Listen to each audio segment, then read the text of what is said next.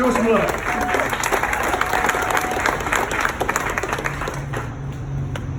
How's everybody doing tonight? All right. So, well, looking for inspiration for this talk, I stopped and looked in Palmer Law of Life. Show of hands, who's read through that one? All right, guys, go read through it. It's really short, but really jam-packed with lots of little philosophy tidbits. And for looking for inspiration, I found a little quote that says, "Knowing little about the world of unexplored potentials within himself, he still wants to know everything about everything beyond and outside of himself." And I thought that was pretty applicable for us students because we're still unlocking our potential within so that we can unlock the potential within others. And then I remembered, hey, there's a law of potentials in this book too, so I flipped over to that. And it starts with BJ talking about the prodigies of the time, but it also talks about how the educated intelligence can lead you away from your talents, away from innate, and away from innate's thought flashes. And I thought about this for a little bit when I was reading it again. Because I have a friend I started Palmer with, and even though I study a lot more than she does, she usually gets better scores than I do on our tests. So one day I asked her why that was, and she said she lets innate flow through her tests. And I had never thought about that. I was taking tests like, educated. I studied, I should know this. And then last week we wrote a test, and all of a sudden I blanked. I had no idea what I was doing. And it was like, oh man, what do I do?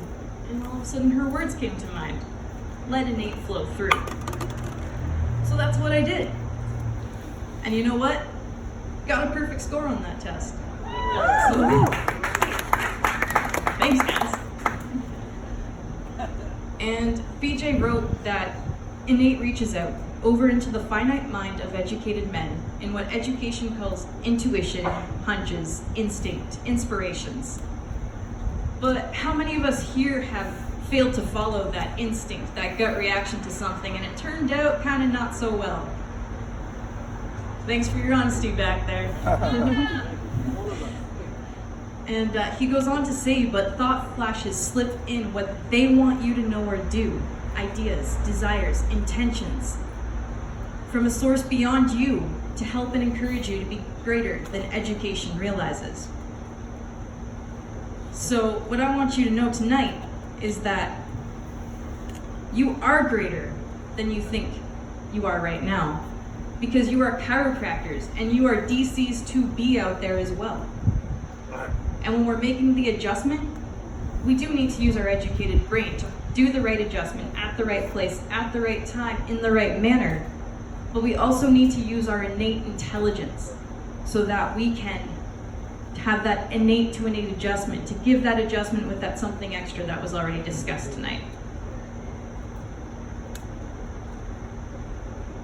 And we know that the deeper artistic understanding and touch in the artistic chiropractors, they know there's an innate intelligence greater than any education we possess, which must be reckoned with if the adjustment it gives to the sick body is given with the inner touch of the innate master before the sick can get well. And that's in the art of adjusting. So students, I know we have to test ourselves really hard right now, and we had to use our educated brain, and that's okay. But when you get to clinic, or if you are in clinic, don't lose sight of the innate intelligence within you. Listen to it. And if you're a doc out there in the field, make sure you're listening to your innate too. You don't have the same excuse we have with the tests and everything. And I know if we can all do this, our profession will be unstoppable.